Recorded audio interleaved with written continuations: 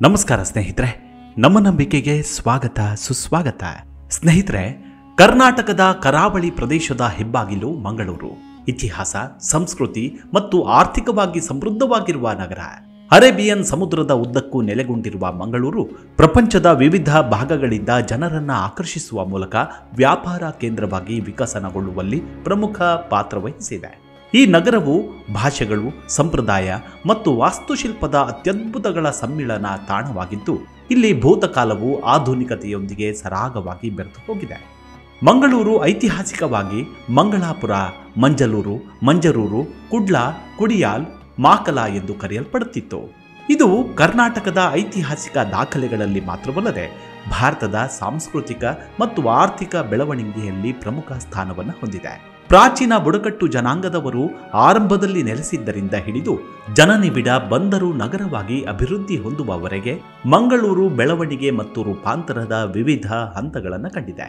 ಬನ್ನಿ ಹಾಗಿದ್ರೆ ಇಂದಿನ ಸಂಚಿಕೆಯಲ್ಲಿ ಮಂಗಳೂರು ಮಣ್ಣಿನ ರೋಚಕ ಕಥೆಯನ್ನ ತಿಳಿದುಕೊಳ್ತಾ ಹೋಗೋಣ. ಅದಕ್ಕೂ ಮುನ್ನ ನಮ್ಮ ನಂಬಿಕೆಗೆ ನಿಮ್ಮ ಬೆಂಬಲವಿರಲಿ. ಸ್ನೇಹಿತರೆ, ಮಂಗಳೂರು ಭೌಗೋಳಿಕ ಪ್ರಾಮುಖ್ಯತೆಯಿಂದ ಹಿಡಿದು ಅದರ ಆಧುನಿಕ ಮೂಲ ಸೌಕರ್ಯ ಮತ್ತು ಕರ್ನಾಟಕದ ಆರ್ಥಿಕತೆಯಲ್ಲಿನ ಪಾತ್ರದವರೆಗೆ ಮುಂಚೂಣಿಯಲ್ಲಿ ನಿಲ್ಲುತ್ತೆ. ಮಂಗಳೂರು ಕರ್ನಾಟಕದ ನೈಋತ್ಯ ಕರಾವಳಿಯಲ್ಲಿದ್ದು, ಪಶ್ಚಿಮಕ್ಕೆ ಅರೇಬಿಯನ್ ಸಮುದ್ರ ಮತ್ತು ಪೂರ್ವಕ್ಕೆ ಪಶ್ಚಿಮ ಘಟ್ಟಗಳಿಂದ ಸುತ್ತುವರೆದಿರುವಂಥದ್ದು. ಈ ಪ್ರದೇಶ ಪ್ರಾಚೀನ ಕಾಲದಿಂದಲೂ ಒಂದು ಪ್ರಮುಖ ಬಂದರು ನಗರವಾಗಿ ಗುರುತಿಸಿಕೊಂಡಿರುವುದು ವಿಶೇಷ. ನಗರದ ನೈಸರ್ಗಿಕ ಬಂದರು ಐತಿಹಾಸಿಕವಾಗಿ ಕಡಲ ವ್ಯಾಪಾರವನ್ನು ಸುಗಮಗೊಳಿಸಿದೆ, ಅಲ್ಲದೆ ಪ್ರಮುಖ ವಾಣಿಜ್ಯ ಕೇಂದ್ರವಾಗಲು ಅವಕಾಶ ಮಾಡಿಕೊಟ್ಟಿದೆ. ಮಂಗಳೂರು ಬೆಟ್ಟಗಳು, ನದಿಗಳು, ಕಡಲ ತೀರಗಳು ಮತ್ತು ಹಚ್ಚ ಹಸಿರಿನ ಕಾಡುಗಳನ್ನು ಒಳಗೊಂಡಂತಹ ವೈವಿಧ್ಯಮಯ ಭೂಪ್ರದೇಶ. ನೇತ್ರಾವತಿ ಮತ್ತು ಗುರುಪುರ ನದಿಗಳು ಮಂಗಳೂರಿನ ಮೂಲಕವೇ ಹರಿಯುತ್ತವೆ. ಮಂಗಳೂರು ಇತಿಹಾಸವು ಪ್ರಾಚೀನ ಕಾಲದಲ್ಲಿ ಅಸ್ತಿತ್ವವನ್ನು ಹೊಂದಿರುವಂಥದ್ದು. ಅಂದರೆ ಸುಮಾರು 1500 ವರ್ಷಗಳ ಹಿಂದೆ ಕರಾವಳಿ ಪ್ರದೇಶವನ್ನು ಆಳುತ್ತಿದ್ದಂತಹ ಅಲುಪ ಸಾಮ್ರಾಜ್ಯದ ಭಾಗವಾಗಿತ್ತು. ಈ ವಿಚಾರವನ್ನೇ ವಿವಿಧ ಪ್ರಾಚೀನ ಗ್ರಂಥಗಳು ಮತ್ತು ದಾಖಲೆಗಳಲ್ಲಿ ಉಲ್ಲೇಖಿಸಲಾಗಿದೆ. ಅಲ್ಲದೆ ಶತಮಾನಗಳಿಂದಲೂ ಇದನ್ನು ನಿಯಂತ್ರಿಸುತ್ತಿದ್ದ ಹಲವಾರು ರಾಜ್ಯಗಳು ಮತ್ತು ಸಾಮ್ರಾಜ್ಯಗಳ ಪ್ರಭಾವದಿಂದ ಇದರ ಇತಿಹಾಸವು ಮತ್ತಷ್ಟು ಶ್ರೀಮಂತವಾಗಿದೆ. ಮಂಗಳೂರು ಕದಂಬರು, ವಿಜಯನಗರ ಸಾಮ್ರಾಜ್ಯ ಮತ್ತು ಪೋರ್ಚುಗೀಸ್, ಡಚ್ ಮತ್ತು ಬ್ರಿಟಿಷ್ ವಸಾಹತುಗಾರರ ಆಳ್ವಿಕೆಗೆ ಒಳಪಟ್ಟಿತ್ತು. ಪೋರ್ಚುಗೀಸರು ಗೋಡಂಬಿ ಮತ್ತು ತಂಬಾಕಿನಂತಹ ಬೆಳೆಗಳನ್ನು ಪರಿಚಯಿಸುತ್ತಾರೆ.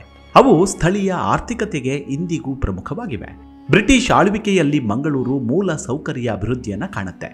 ಅದರಲ್ಲಿ ಒಂದು ತನ್ನದೇ ಬಂದರನ್ನು ಸ್ಥಾಪಿಸಿದ್ದು. ನಗರದ ಸಾಂಸ್ಕೃತಿಕ ಪರಂಪರೆಯೂ ಅಷ್ಟೇ ಶ್ರೀಮಂತವಾಗಿರುವಂಥದ್ದು.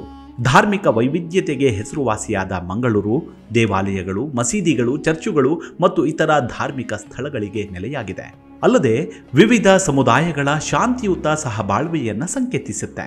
ಮಂಗಳೂರು ಪ್ರಾಮುಖ್ಯತೆಗೆ ಶಿಕ್ಷಣವು ಮತ್ತೊಂದು ಆಧಾರ ಸ್ತಂಭವಾಗಿರುವಂಥದ್ದು.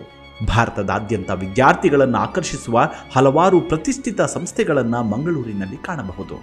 ಶೈಕ್ಷಣಿಕ ಕೇಂದ್ರವಾಗಿ ಇದರ ಪಾತ್ರ ನಗರದ ಅಭಿವೃದ್ಧಿಯ ಮೇಲೆ ನೇರ ಪರಿಣಾಮ ಬೀರಿದೆ. ಮಂಗಳೂರು ವೈವಿಧ್ಯಮಯ ಮತ್ತು ಸಾಂಸ್ಕೃತಿಕ ಪರಂಪರೆಗೆ ಹೆಸರುವಾಸಿಯಾಗಿದೆ. ಇಲ್ಲಿ ತುಳು, ಕನ್ನಡ ಮತ್ತು ಕೊಂಕಣಿ ಸಮುದಾಯಗಳು ತಮ್ಮದೇ ಭಾಷೆ, ಸಂಪ್ರದಾಯ ಮತ್ತು ಪದ್ಧತಿಗಳ ಸಾಮರಸ್ಯದ ಮಿಶ್ರಣವನ್ನು ಪ್ರತಿಬಿಂಬಿಸುತ್ತವೆ.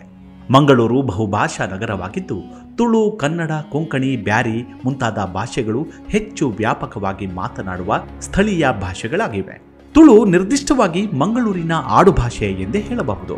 ಮಂಗಳೂರಿನ ಜನ ಸಾಂಸ್ಕೃತಿಕ ಆಚರಣೆಗೆ ಹೆಸರುವಾಸಿಯಾಗಿದ್ದಾರೆ. ಅವುಗಳಲ್ಲಿ ಕೃಷಿ ಮತ್ತು ಮೀನುಗಾರಿಕೆಯಂತಹ ಸಾಂಪ್ರದಾಯಿಕ ಉದ್ಯೋಗಗಳು ಮಹತ್ವವನ್ನು ಪಡೆದುಕೊಂಡಿವೆ. ಪ್ರಸಿದ್ಧ ಕಂಬಳ ಅಥವಾ ಎಮ್ಮೆ ಓಟವು ಈ ಪ್ರದೇಶದಾದ್ಯಂತ ಜನರನ್ನು ಆಕರ್ಷಿಸುವ ಸಾಂಪ್ರದಾಯಿಕ ಕ್ರೀಡೆಯಾಗಿದೆ.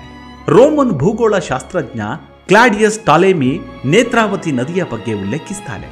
6ನೇ ಶತಮಾನದಿಂದ 14ನೇ ಶತಮಾನದವರೆಗೆ ಮಂಗಳೂರನ್ನು ಆಳಿದ ಮೊದಲ ರಾಜರಾದ ಅಲುಪ ರಾಜವಂಶದಿಂದ ಹಿಡಿದು 1526ರಲ್ಲಿ ಪೋರ್ಚುಗೀಸರ ಆಗಮನ, ಹೈದರ್ ಅಲಿಯ ಉದಯ ಮತ್ತು 1799ರಿಂದ ಮಂಗಳೂರಿನಲ್ಲಿ ಬ್ರಿಟಿಷ್ ಆಳ್ವಿಕೆಯ ಆರಂಭವು ಎಲ್ಲವೂ ಇತಿಹಾಸದ ಪುಟಗಳಲ್ಲಿ ಕಣ್ಣಿಗೆ ಕಟ್ಟಿದಂತೆ ಕಥೆ ಹೇಳ್ತವೆ.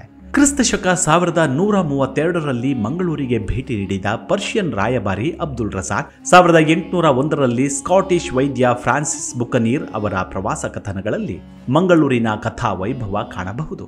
ಸಮುದ್ರ ವ್ಯಾಪಾರಿ ಅಬ್ರಹಾಂ ಬೆನ್ ಯಾಜು ಅವರು ಮಂಗಳೂರಿನಲ್ಲಿ ವಾಸ ಮಾಡಿದ್ದರ ಬಗ್ಗೆ, ಸ್ಥಳೀಯ ಮಹಿಳೆ ಆಶೂರ್ ಎಂಬಾಕೆಯನ್ನ ವಿವಾಹವಾದ ಬಗ್ಗೆ, ಅವರ ಲೋಹದ ಉದ್ಯಮ 1132ರಿಂದ 1149ರವರೆಗಿನ ಜೀವನ ಶೈಲಿಯ ಬಗ್ಗೆ ಅರೇಬಿಕ್ ಭಾಷೆಯಲ್ಲಿ ಉಲ್ಲೇಖಿಸಿರುವುದನ್ನು ಕಾಣಬಹುದು. ಈ ಗ್ರಂಥದಲ್ಲಿ ಯಹೂದಿಗಳು ಸೇರಿದಂತೆ ವಿಶ್ವದ ವಿವಿಧ ಭಾಗಗಳಿಂದ ಜನರು ಮಂಗಳೂರಿಗೆ ಬಂದು ನೆಲೆಸಿದ್ದರು. ಇಸ್ಲಾಂ ದೇಶದಾದ್ಯಂತ ಪಸರಿಸುವ ಮೊದಲು ಮಂಗಳೂರಿನಲ್ಲಿ ಅನೇಕರು ಇಸ್ಲಾಂಗೆ ಮತಾಂತರಗೊಂಡರು ಎಂದು ಅಬ್ರಹಾಂ ಬೆನ್ ಯಾಜು ಉಲ್ಲೇಖಿಸುತ್ತಾರೆ. ಮಂಗಳೂರು ಕ್ರಿಸ್ತಪೂರ್ವ 3ನೇ ಶತಮಾನಕ್ಕೂ ಹಿಂದಿನ ಇತಿಹಾಸವನ್ನು ಹೊಂದಿದೆ. ಮಂಗಳೂರಿನ ಉಲ್ಲೇಖ ಕ್ರಿಸ್ತಪೂರ್ವ 727ರಲ್ಲೇ ಪಾಂಡ್ಯ ಸಂಸ್ಥಾನದ ಅರಸ ಚೆಟ್ಟಿಯನ್ ಈ ನಗರವನ್ನ ನಿರ್ಮಿಸಿ ನಗರವನ್ನ ಮಂಗಳಪುರಂ ಎಂದು ಕರೆದನಂತೆ. 14ನೆಯ ಶತಮಾನದ ಅರೇಬಿಯನ್ ಪ್ರಯಾಣಿಕ ಇಬ್ನು ಬಟುತಾರ್ ತನ್ನ ವೃತ್ತಾಂತದಲ್ಲಿ ಮಂಗಳೂರನ್ನ ಮಂಜರೂರು ಎಂದು ಉಲ್ಲೇಖಿಸುತ್ತಾನೆ. ನಗರದ ಸ್ಥಳೀಯ ಹೆಸರನ್ನ ಮಂಗಳೂರು ಎಂದು ಉಚ್ಚರಿಸಲಾಗ್ತಿತ್ತು. ಉರು ಎಂದರೆ ವಸತಿ ಕೇಂದ್ರ ಎಂಬುದನ್ನು ಸೂಚಿಸುತ್ತೆ. ಮಗಧದ ಚಕ್ರವರ್ತಿ ಅಶೋಕ ಕ್ರಿಸ್ತಪೂರ್ವ 3ನೇ ಶತಮಾನದಲ್ಲಿ ಮೌರ್ಯ ಸಾಮ್ರಾಜ್ಯವನ್ನು ಆಳಿದವನು. ಮಂಗಳೂರು ಈ ಸಾಮ್ರಾಜ್ಯದ ಭಾಗವಾಗಿತ್ತು. ಮೌರ್ಯ ಆಡಳಿತವು ಈ ಪ್ರದೇಶವನ್ನ ಸತಿಯಾ ಅಥವಾ ಶಾಂತಿಕಾ ಎಂದು ಹೆಸರಿಸಿತ್ತು.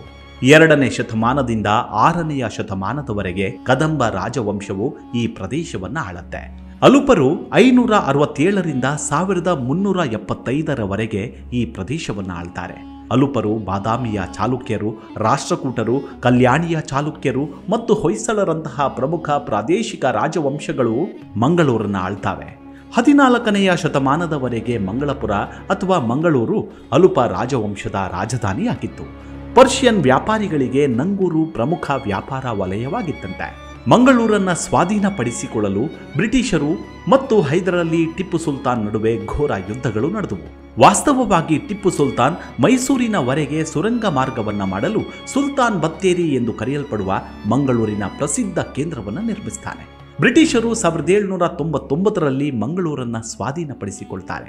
1947ರಲ್ಲಿ ಭಾರತ ಸ್ವತಂತ್ರ ಪಡೆಯುವವರೆಗೂ ಮಂಗಳೂರು ಮದ್ರಾಸ ಪ್ರೆಸಿಡೆನ್ಸಿಯಲ್ಲಿ ಬಂದರಾಗಿ ಉಳಿಯಿತು.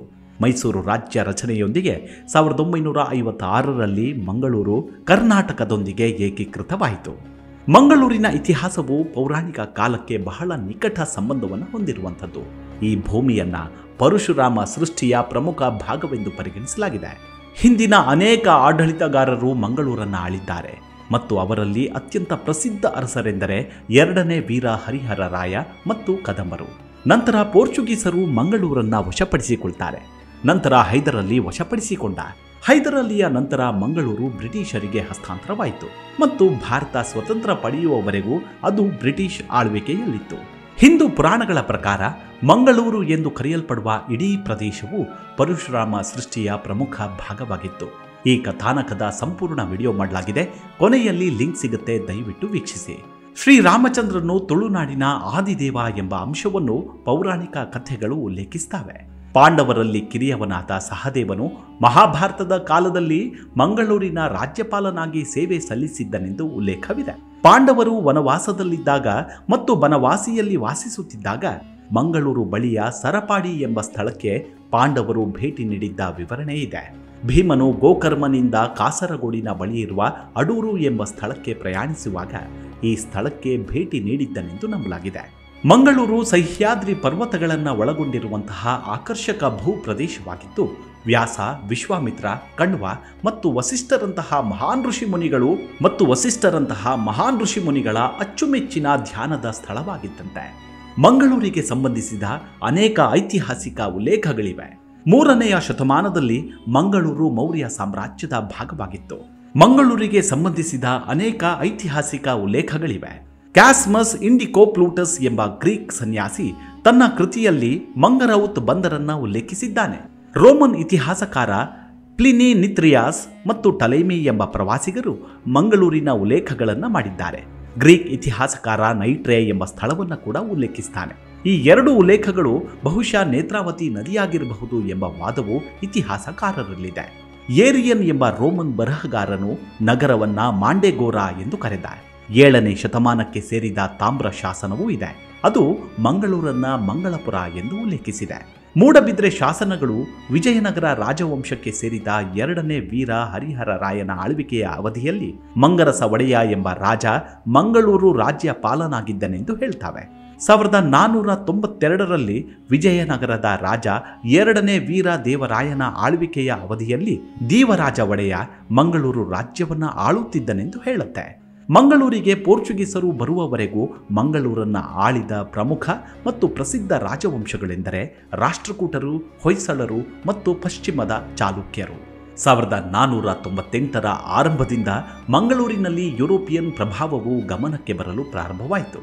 ಈ ಸಮಯದಲ್ಲಿ ಪ್ರಸಿದ್ಧ ಪೋರ್ಚುಗೀಸ್ ಪರಿಶೋಧಕ ವಾಸ್ಕೋ ಡ ಗಾಮ ಮಂಗಳೂರಿಗೆ ಬಹಳ ಹತ್ತಿರದಲ್ಲಿದ್ದ ಸೇಂಟ್ ಮೇರಿ ದ್ವೀಪದಲ್ಲಿ ಬಂದಿಳಿದನಂತೆ. ಇದು 1520ರಲ್ಲಿ ಪೋರ್ಚುಗೀಸರು ವಿಜಯನಗರ ರಾಜವಂಶದ ಆಡಳಿತಗಾರರಿಂದ 1520ರಲ್ಲಿ ಪೋರ್ಚುಗೀಸರು ವಿಜಯನಗರ ರಾಜವಂಶದ ಆಡಳಿತಗಾರರಿಂದ ಮಂಗಳೂರನ್ನು ವಶಪಡಿಸಿಕೊಳ್ತಾರೆ.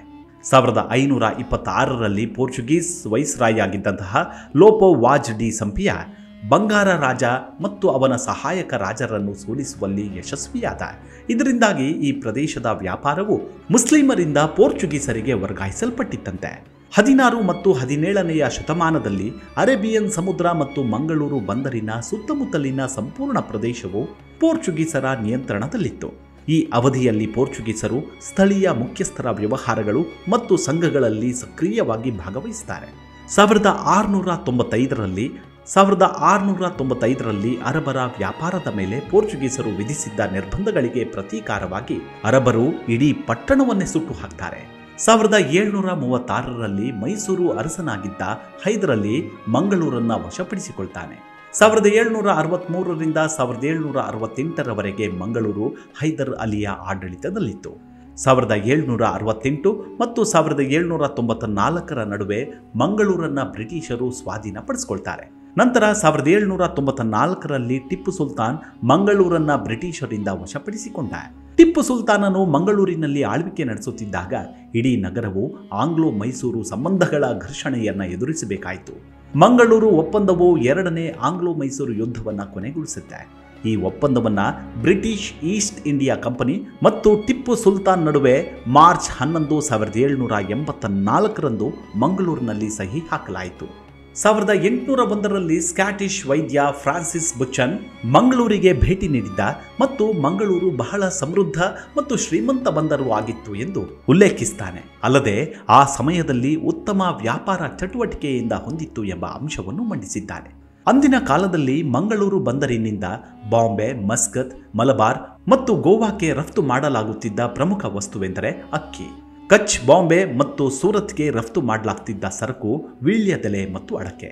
ಶ್ರೀಗಂಧ ಮತ್ತು ಮೆಣಸನ್ನ ಬಾಂಬೆಗೆ ರಫ್ತು ಮಾಡಲಾಗಿದ್ದರೆ ಗೋಡಂಬಿ ಮತ್ತು ಅರಿಶಿನವನ್ನ ಸೂರತ್, ಕಚ್, ಬಾಂಬೆ ಮತ್ತು ಮಸ್ಕತ್ಗೆ ರಫ್ತು ಮಾಡಲಾಗ್ತಿತ್ತು. ಮಂಗಳೂರು ಬಂದರಿನಿಂದ ರಫ್ತು ಮಾಡಲಾದ ಇತರ ವಸ್ತುಗಳು ಮರ, ಶುಂಠಿ, ಕಬ್ಬಿಣ, ದಾಲ್ಚಿನ್ನಿ, ಸಕ್ಕರೆ ಮತ್ತು ಉಪ್ಪು. ಬ್ರಿಟಿಷರ ಆಡಳಿತದಲ್ಲಿ ಮಂಗಳೂರು ಕೈಗಾರಿಕಾ ಮತ್ತು ಶೈಕ್ಷಣಿಕ ವಲಯದಲ್ಲಿ ಅತ್ಯಂತ ಅಭಿವೃದ್ಧಿಯನ್ನು ಪಡೆದಿತ್ತು. ಮಂಗಳೂರು ಆಮದು ಮತ್ತು ರಫ್ತು ವ್ಯಾಪಾರಕ್ಕೆ ಪ್ರಮುಖ ವಾಣಿಜ್ಯ ಕೇಂದ್ರವಾಗಿ ಹೊರಹೊಮ್ಮಿತ್ತು. 1907ರಲ್ಲಿ ಮಂಗಳೂರು ದಕ್ಷಿಣ ರೈಲ್ವೆಗೆ ಸಂಪರ್ಕ ಹೊಂದಿತ್ತು. ನಂತರ ಮಂಗಳೂರಿನಲ್ಲಿ ಮೋಟಾರು ವಾಹನಗಳನ್ನು ಕೂಡ ಬಳಸಲು ಪ್ರಾರಂಭಿಸಲಾಗುತ್ತೆ. ಇದರಿಂದಾಗಿ ನಗರದ ಸಂವಹನ ಮತ್ತು ವ್ಯಾಪಾರವು ವೇಗವಾಗಿ ಹೆಚ್ಚಾಯಿತು. 1834ರಲ್ಲಿ ನಗರದಲ್ಲಿ ಬೇಸಲ್ ಮಿಷನ್ ಉದ್ಘಾಟನೆಯೊಂದಿಗೆ ಅನೇಕ ಕೈಗಾರಿಕೆಗಳನ್ನು ಮಂಗಳೂರಿಗೆ ತರಲಾಯಿತು.